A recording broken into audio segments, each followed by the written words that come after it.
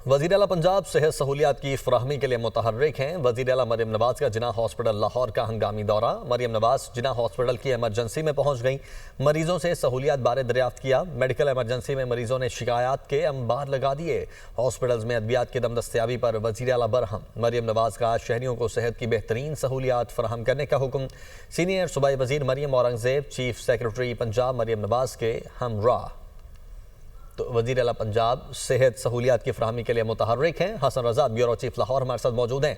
हसन, क्या डिटेल्स हैं इस दौरे की?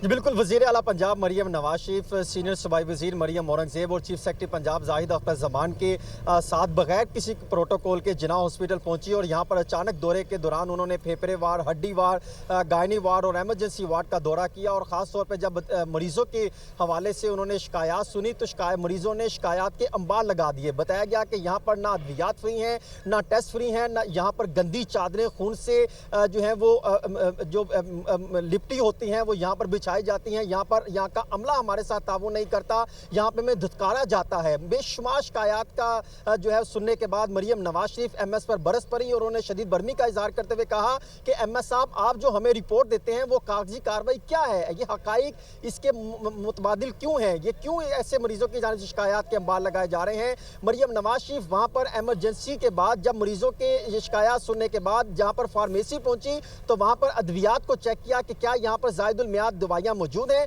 उन्होंने कहा कि ठीक है, बहुत शुक्रिया हसन आपका।